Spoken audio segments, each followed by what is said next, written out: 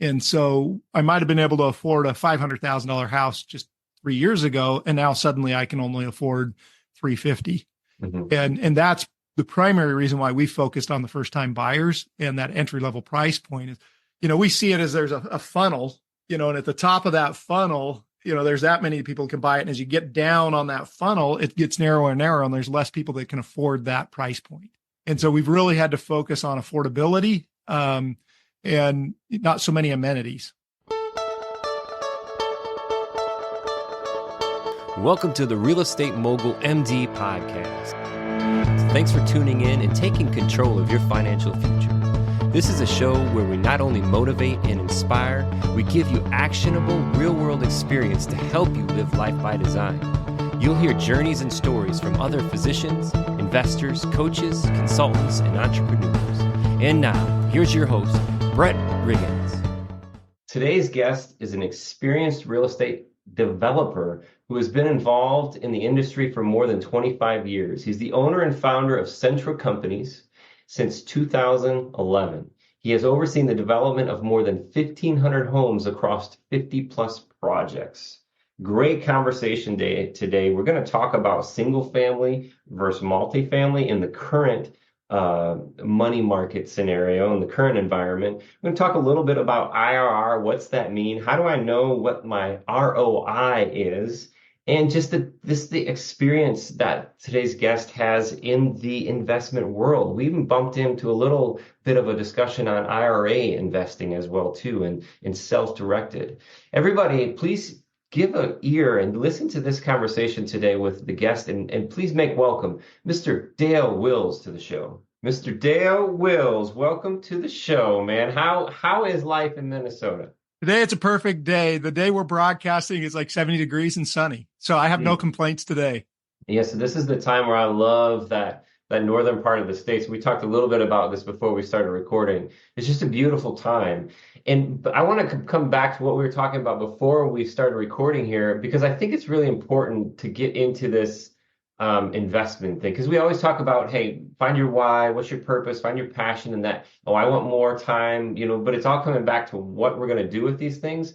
We were joking around a little bit, and I said I was in South Carolina by choice, right? And you said, well, you've been from California to Nevada to Minnesota, and that is by choice. You made an interesting comment. You said that you we find what we're looking for. And, in our conversation, we're talking about no matter where we're at, if you're happy, if you make the decision to be happy, you're going to find things that you like. If you make the decision that you're not happy, you're going to find things that you don't like, right, Dale?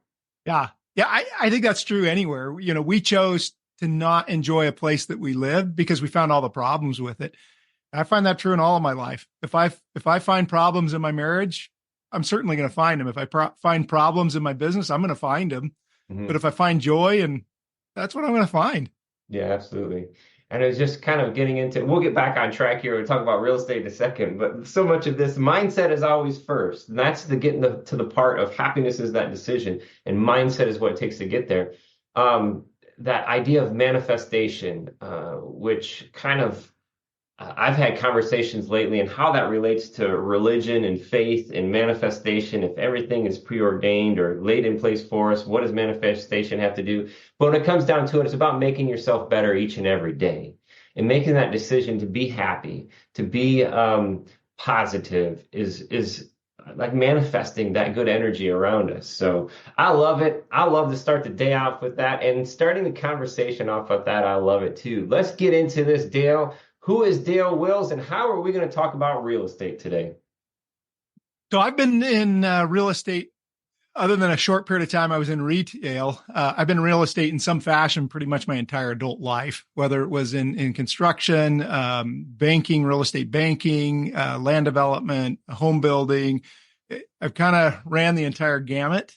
And I love it. Our company motto is we improve everything we touch. And I mean, there's not a better industry than to do that is in real estate, because we're really creating the communities that people are creating memories in, that you're learning how to ride a bike and you're throwing ball and the hope is that they're good memories. Mm-hmm. And so we, in 2011, went back off on my own again, started Centra Companies and worked a lot with banking because there was a lot of distressed assets. And that's evolved and gone back into traditional development with a primary focus on for sale housing and build for rent housing. And we do a little bit with some apartments and commercial as well. Very interesting. And now this company, Centra Capital Partners, I'm looking at a couple of the developments shown on your website, centracapitalpartners.com, and the active investments. The two that are there, Meadows at Hugo and Waterfront Village, are these build to sell or build to rent? Those two particular ones are build to sell. Build to sell. Very interesting. Are you currently doing any build to rents? Not that we're offering any investments on. Centra Capital Partners is actually a newer entity for us. It started about 2 years ago. The idea came, we offer, many of our employees are able to buy houses at cost periodically. And so a lot of them will take advantage of it. They'll buy the house and they'll turn it into a rental. And we've got one individual that has quite a few of them. Mm-hmm. And we were conversing 2 years ago and talking about the tax advantages I have being self-employed versus the lack of tax advantages he has being an employee. Mm-hmm. And that just really bugged me. And looking at it going, well, he's at a significant disadvantage. How do I help him build wealth? How do I help my team? And one thing led to another, and we started Centra Capital Partners to allow our team members to have some of the same tax advantages we have. And ultimately we said, well, let's just let anybody that wants to co-invest with us and build wealth with us, let's do it together. And so ultimately we opened it up to anybody that wants to. And so on Centra Capital Partners, we're only showing active investments we're allowing investors in on right now. And, we'll continue to offer new ones, but that's why you're not seeing any build for rent, because we don't currently have any that we're in the early stages to be able to offer co-investing with. Makes sense. I love that idea, of building your team. And I've, just on the last episode that we recorded with some tax advisors, they were expressing the challenge that they hear or feel nationwide about maintaining team members. And when you build or invest in your team members, it's just a great way to help build that relationship and then build long-term relationships as well too with them. So that's really cool. So through this, the syndication style with Centra Capital Partners, that's where you're allowing your employees to take advantage of the depreciation of the real estate. Is that correct? Yeah, that's in part. Also, we have a mechanism similar to if you worked for a publicly traded company where you can get restricted stock. We do similar. So Our employees, rather than taking cash bonuses, they can get restricted stock into the entities, and that's all pre-tax money. And so instead of, if you get a $100,000 bonus, instead of getting a check for $60,000 put in your pocket, they can put the entire $100,000 into that next investment, pre-tax, which then obviously the compounding effect is enormous. Yeah. When you say restricted stock, what does that mean? So it means there's rules around it. So they can't just go out and sell that. They can't just go in and cash and get the money back. Mm-hmm. If it's unrestricted in any way, then there's a taxable event there. But if it's restricted, they can't take that money out. And so there is some risk, for the employee that's putting the money in, but they can't take that money out until certain events happen. Once those events happen, then they do have a taxable event, but it gives them the ability to compound their returns. And that's really common. We're not a publicly traded, but that's really common where publicly traded, they'll entice somebody to come work for them, give them restricted stock. And there might be a date, there might be certain things, performance metrics that have to accomplish before it comes unrestricted, meaning before I can actually sell the stock and get a return. But the nice thing also in the publicly traded companies is now that stock is increasing in value and also gaining interest. Mm-hmm. And so that's what we tried to mimic similar to that. And now they can, build wealth pre-tax. And these are single family developments that we're talking about. And these two developments that you show as active investments, what are the price points that you guys are kind of like your little sweet spot? We're an entry level first time buyers. We do have some empty nester product, meaning they don't want stairs. They're done with the stairs. The kids have moved out. We want to be on a single level. We have some of that, but most right now, just because of the market with interest rates and the need, we're focusing on the first-time buyers. Okay. And for that, just it's tough because it's all market driven. Just kind of just wanting to throw out an idea. What's that price range look like then for a first-time buyer? And you're just outside. I mean, would you consider this suburbs of Minnesota or Minneapolis? Yeah, we're the suburbs of Minneapolis, St. Paul. Here, it's pretty tough to get under 350 for a brand new home. And that's about where we are. We most of our product is a 350 to 500 range. Mm-hmm. Although we do have some that's over 500, but 95% we build is that 350 to 500, mm-hmm. which, find anything new under 350. I actually don't know of anything in Minnesota currently. Yeah, Minnesota. Yeah. Depends on the area. Yeah, for sure. And then these houses, are you vinyl siding, vinyl windows, probably granite countertops? Is that kind of like the spec for these? Yeah, that's pretty much your standard spec. There are cases where we'll do a masonry siding like a Hardy or an LP siding, but mostly mm-hmm. it's vinyl siding, vinyl windows, granite countertops, real basic things, amenities that people want to see, but not, but still trying to keep it affordable. And what's your template for beds and bath and square foot? Like, where's the sweet spot for you guys on that? Most of our square footage, we're about 1,400 to 2,400. It's interesting, since COVID, the need for bedrooms has gone up because there's a lot of people that are working from home. So I needed my number of bedrooms I had before, but now I need to add one because I work from home and I need an office space. Right. So we're seeing more of a need since COVID that people want to see 4+ bedrooms, which can be pretty tough to get an entry-level home and having 4 bedrooms. But we're finding too, they're okay with smaller bedrooms and more of them because of that. So most of our homes are 2.5 bath, 3 to 4 bedrooms. An interesting thing about Minnesota is they use their garages here. Mm-hmm. People don't want to park out in the snow and the freezing cold. And so most people want a 3-car garage because I need one for my bicycles and my garbage cans and my Christmas decorations and everything else. And then I need one to actually park my car in. Yeah.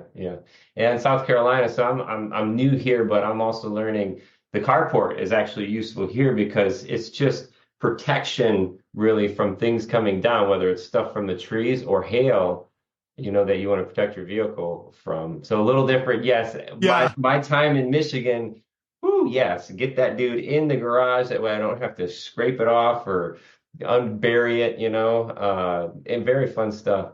So these single family homes, kind of in that little sweet spot to develop these things, how many units are you putting in an average development? Average, we try to hit 100. Yeah. The effort to develop 10 lots or 100 lots are pretty much the same. Yeah. Getting through the city approvals and everything. And so, we typically don't touch anything under 20 units.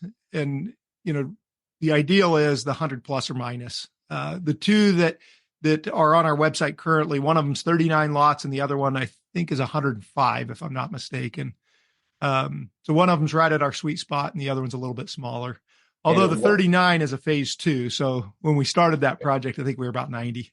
It was just getting to that. So when you go into phases, then you actually become your own competitor because some of those houses that you've sold are now reselling and, create that challenge for you to battle against yourself with the homeowners selling their homes. Yeah, it's tough when you're in a subdivision, you're a homeowner and circumstances, most people don't buy a house with the anticipation of moving into the first 5 years. But, work circumstances, family circumstances, but it's really tough for those sellers because they've got a home that's 3 years old. We're selling down the street a brand new home that's never been lived in, brand new carpet. You don't have to worry about what's gross in the carpet.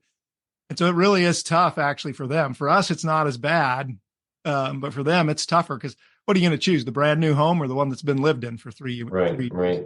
Yeah, absolutely. And how are interest rates affecting you in this last year? What is that? Does that affect the sale price or the velocity at which you sell? Tell us a little bit about what that's felt like for you. There's 2 components that we look at. There's the interest rate where we borrow money for the debt side of development. And that's affected us just from, a margin standpoint. We're paying twice as much for interest today as we were just a few years ago. Mm-hmm. The greater impact is the buyer's interest rates. Interest rates as of the day of this recording are hovering around 7% for a long-term 30-year interest rate. There's a lot of people that have interest rates on their homes that are at the 2.5% to 3.5% range, and they're pretty tickled with that. Well, all of a sudden, when your interest rates double, the buying power of the consumer goes down pretty dramatically. And so I might have been able to afford a $500,000 house just 3 years ago, and now suddenly I can only afford $350,000. Mm-hmm. And that's the primary reason why we focused on the first-time buyers and that entry-level price point is, we see it as there's a funnel, and at the top of that funnel, there's that many people can buy it. And as you get down on that funnel, it gets narrower and narrower, and there's less people that can afford that price point. And so we've really had to focus on affordability and not so many amenities. The ultimate amenity right now is price versus a really fancy kitchen. Mm-hmm. And so we've had to do a lot of that to really pare that back to make it more affordable because it's just getting out of reach for a lot of buyers. And how, in your experience here in the last year or so, is that affecting investors in the single family world versus, looking at apartment type investments? Now that you're offering these as a syndication style, what are some things that you're feeling with investors in the difference in the two? We own some apartments, and we own apartments. We own single family, the build for rent that we own, and then we do the for sale housing. And in today's climate with the interest rates, it's interesting. There's still a need for housing, whether it be apartments or houses that somebody's buying or renting. And the apartments are harder to pencil right now. We've not done an apartment deal in a while because the interest rates being so high, it's harder to compete. Whereas if somebody wants to buy a house, they're going to buy a house. Whereas an apartment, we're seeing that some families are consolidating, so maybe I would leave mom and dad's house a little sooner, but because there's not availability or cost of living has gone up, they're not leaving as quickly. And so it's harder to get the apartment deals to pencil as well as they were when the interest rates are low. If I have an apartment complex, I'm renting it for $2,000 a month, and I've got to do that same thing today, and my interest rates double, I've got to get a significantly higher return. And if the neighbor's renting it at $2,000, there's no way that I'm going to be able to get $2,800. And so that's really affected it. The market will stabilize, and there's going to be amazing opportunities in apartments again. In the markets we're in, we're struggling to make those work. And thereby the investors really are loving the for sale housing. It's a proven commodity that we've been doing. It's been successful. And so they're really intrigued with that. It's also good or bad with the housing. It's a quicker turn, for sale. Mm-hmm. It's you're effectively investing in a business with us.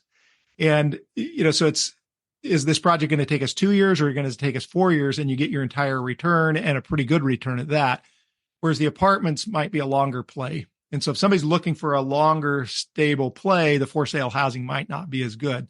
If they're looking for better returns and a quicker turn, that for sale housing is pretty attractive. So we're seeing a lot of people interested in that just because of the effects of the interest rates. Yeah. And listening to that, I'm hearing too, that difference of the turn. And sometimes when you go into syndication with an apartment building, you may see what I call the fluff form or the pro forma of the opportunity. You may say exit in 2 years or exit in 5 years. But what happens if the inputs of that deal don't make sense? Like you say, don't pencil out. Like right now with the interest rate, why would I sell something that doesn't make sense to sell just because I put it on a pro forma before? But the difference between that and the single family to sell is you're selling those things. Like there's no doubt when you're turning them and you're selling them, right? So there is that exit. You are not that you have more control as a limited partner in a syndication, but you have more understanding of a clearer exit that it's going to exit, right? Yes. So it's more of the kill and eat type thing. And that way, you're getting that money back. Where as a limited partner in a apartment syndication, that they could hold that for 30 years, And hope springs eternal. Yeah. So you just sit there hoping and hoping. Yeah. Talking about interest rates, I know you deal a lot with those. In my everyday, we're always talking and feeling because we're projecting on these. Because in the single family world, the buy and hold single family world, I'm trying to project from acquisition to refinance on a burr strategy where we're going to end up at and trying to stay in tune with the market. So we always have a little bit of a feel of where we're going. And the stirs, the whispers that are happening out there, like, oh, rates are coming down or inflation, all this stuff. How are you feeling the money market right now, Dale? What's that feel like for you? I think I'm not smart enough to predict what the future is going to be. There's the old saying of the market can stay irrational longer than I can stay liquid. And so we look at every deal and say, what is the worst case? What's the best case? And can we live with the worst case? And if we can't, we don't do the deal. But if you look at historical interest rates, you look back in the 60s, interest rates were pretty low. All of a sudden, they go up in the early 70s. And a lot of people were sitting there saying, I'm going to wait until the interest rates come down. And I'm going to wait, to do anything for opportunities. Well, guess what? That didn't happen until the early 90s. Wow. So there's a lot of people that sat around for over 20 years waiting to see what the market was going to do before they acted. I'm a huge believer in there are opportunities in every market. And if you're investing in single families right now and that thing pencils and it makes sense, do the deal. Because if interest rates go down, how much better is that deal suddenly if you can go refinance it? Yeah. And so make deals happen, because a lot of people that have the attitude right now of I'm going to wait and see. Well, think if you had that attitude in 1970s, the early 70s, you lost out on a lot of wealth building over the next 20 plus years waiting for your turn. There's always an opportunity. What we said at the very beginning of this conversation is you'll find what you're looking for. And if you're looking for problems, you're going to find problems.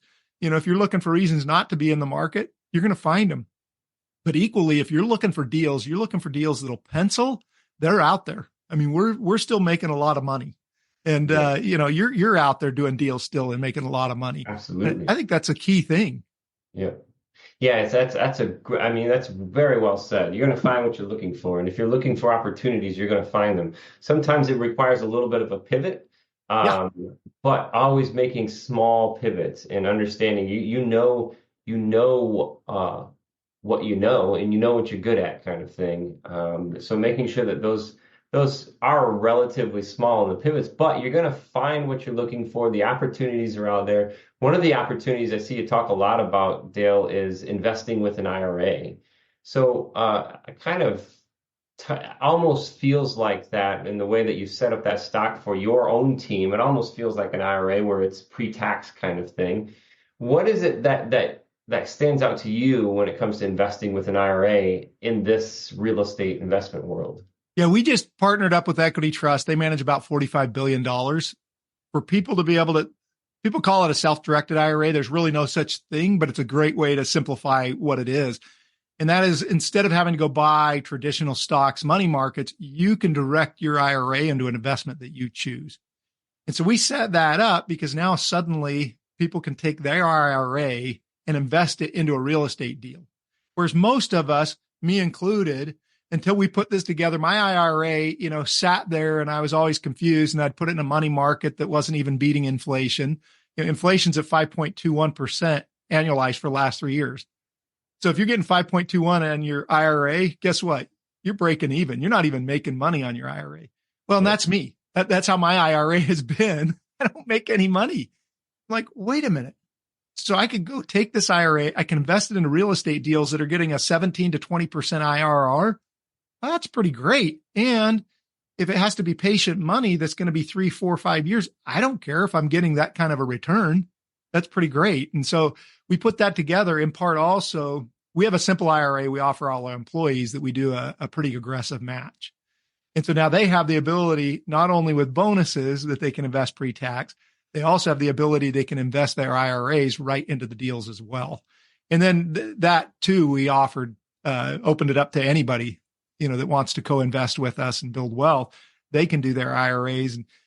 And for me, I might be the exception, but I feel like there's a lot of people like me out there that just aren't quite sure what to do with their IRA. I'm really good at what I do, but I don't know the stock market. Yeah. Yeah, the stock market has left me. I don't know anything about it and I don't put any time into it. So it's tough. But again, it's one of those things. You find what you're looking for. I'm not looking for anything in the stock market. I Yeah. similarly have investments in the stock market, but it's just kind of like, as bad as it sounds, and I should, you know, adjust this in my own saying, set it and forget it kind of deal. And it's not really the way to go. I've worked for years with equity trust, one of the outfits that we work with as well too. And that idea of the self-directed or um, them as the custodian basically in what you're doing, it gives you not necessarily checkbook control with equity trust, but it gives you the ability to be as hands-on as you want with them. I did like that, where they take all of the responsibility, they follow up, make sure you've got all the paperwork filed, because when you go into that air quote self-directed world, you run into a risk of stepping over a few of the rules that are very specific for IRAs and especially Roth IRAs as well too. So very interesting path there. The IRA piece, investing in real estate, we do a little bit of that ourselves too, and then we actually have a more self-directed on a different type scenario with our Roth IRA. So we actually have checkbook control over the Roth IRA. And the way that was set up, I'm not a CPA, I'm not an attorney, so I'm not saying that this is the way to do it. This was just my experience. You've got the company similar to equity trust, who basically the custodian will fund the LLC that's set up the right way. And there's lots of stipulations on how this has to be created. But then we literally have checkbook control over the funds that were through the custodian. So we own real estate in our Roth IRAs. The challenge there, Dale, that we get into is if you have a Roth IRA, you can't really do a syndication because then you trigger that special tax that happens. So the IRA is a great way to invest into syndications because you don't trigger that tax that happens. Obviously, you'll get taxed when you pull the money out. So there's always one way, to look at it. But yeah, that's a great idea. And for a lot of the listeners too are building those IRAs and kind of like set and forget kind of thing. Man, why not put it into real estate? Why not put it into real estate where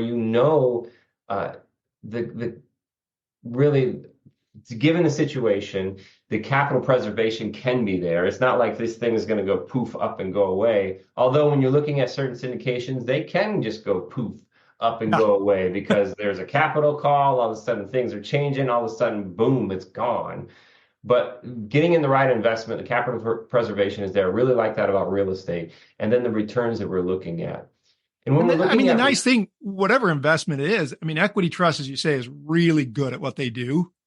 And, when I transferred my money, it took me 13 minutes from start to finish. It was a little faster because I'd already been versed on how it goes.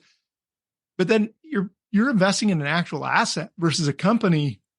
The company's only as good as its sales are today. Right. And that's what I love about it. Just what you're saying, the investments you're doing with your IRAs, there's a tangible asset that's going to have value no matter what. Now, could values go down? Certainly. There's risk with every investment, but your risk goes down quite a bit versus investing in a company. Yeah, the capital preservation piece, the key piece. When you have the money, you want to keep the money. Absolutely, yeah. And you're looking at that idea of basically racing the inflation piece and making sure that you're making money. You mentioned something, the IRR, the internal rate of return. So I'm so a challenge when it comes to certain terms, and I got a lot of math background, but for some reason, when I look at how IRR is calculated, I just get dumbfounded. Can you break down IRR simply for us? Yeah, ignore it. Yeah. Ignore it. Unless you really understand it. I don't like IRR. And this is the reason is the IRR is a mechanism of when did you invest? When are you getting returns? When are you getting your profit? And in a real estate deal, I can manipulate the pro forma and take an IRR from 17 to 25 pretty easy, or from 17 to 10 pretty easy. Wow. So I just don't like IRR because there's so many different ways that I can manipulate that and say, Well, instead of selling 2 a month, what if I sold 2.1? Well, now Mhm. all of a sudden my IRR could jump multiple percentages. And so a lot of people will do that. I recommend to people really look on the return on your investment. Now, your return on investment, you need to do a quick math because your return on investment is from start to finish. So I'll give you an example. This is a perfect example. Our Hugo project, our IRR is based on the first phase. So we feel pretty good about it because we've already done it. It's 17.8%. Well, our return on investment is just under 32%. So the IRR is based on an annualized, but can be so easily be manipulated. And are you really going to get that? Whereas a return on investment is, what am I going to get? So if I invest $100,000 into Hugo, I should get about a $32,000 return. Well, that's pretty great. Now just say, okay, what day do I invest and when do I get my money back? And in that project, we're saying it should be just under 2 years. Well, doing the math, now all of a sudden you're looking at a 15 to 16% annualized return on your investment. But IRRs make honest people dishonest, in my opinion, because they're so easy to manipulate and they're misunderstood. People don't understand them because it's a very complex calculation. And really, in that regard, so is a pro forma. I mean, those things can be manipulated so easy because it's about projections, right? And if we're buying things, especially, or creating scenarios where there is value add, then looking at the T12 or the existing is tough because we're projecting that we're going to do better. When you mentioned the return on investment, in that the IRR was around just under 18, and then their ROI was above 30, right around in that range. Does that ROI then include the equity multiple? Is that or is that just cash flow? That it does include the equity multiple. Yeah. Okay. Yeah. So when we talk about single family too, that equity multiple or the equity position is always a struggle for me because there's so many things when you look at just a straight cash on cash return, but then in real estate, especially when we leverage, and if we have 100% control of an asset, there's certain things that stack up in that principal pay down, cash flow, obviously, appreciation, all of these things. But then on top of that, that equity piece.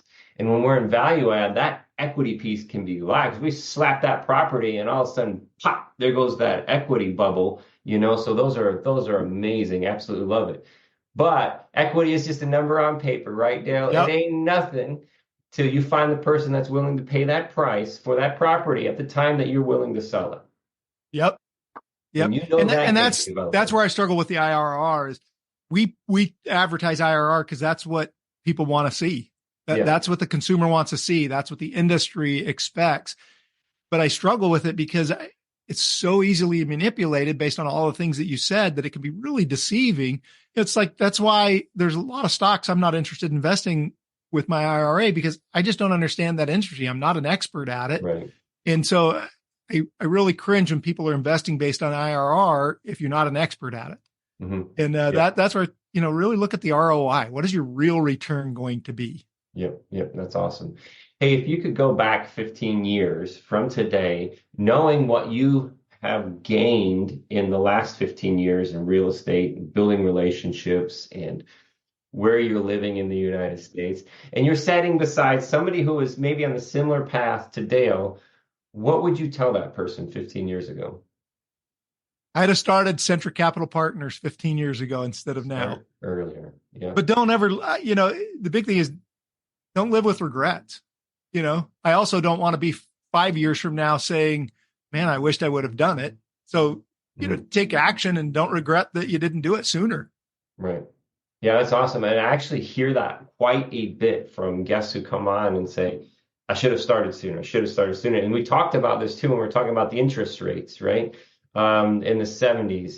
And the thought came up to me, I heard somebody say, marry the property and date the rate, right? So we have this, now is always the time. The best time to plant a tree in your yard was 20 years ago, right? And today, just like what you're saying, Don't wait, take action. Get up and do something. Nothing will work unless you do. There's a little quote on my desk here for today, and that's a perfect example of it. Dale, I really appreciate your time and your experience. And if the listeners want to learn more about the build to sell, which we had talked about is a great idea in the given market and the way things are rolling in your area, there's a way they can reach you on CentraCapitalPartners.com. That's CentraCapital Partners.com. All right. They can connect with you there and learn a little bit more about your team, your experience, and these opportunities that are currently available. Thank you again for your time today, Dale. Thanks for having me. It was a lot of fun. Absolutely. A lot of fun here from Carolina to Minnesota, knocking it out. To the listeners here today, thank you again for your time and always, more importantly, your attention. Giving us your attention is that next piece, that first step. And just like what Dale said, don't wait. Take a step today. Take another step tomorrow. Keep going. Keep moving forward. And don't regret anything here moving forward. This is the Real Estate Mogul MD.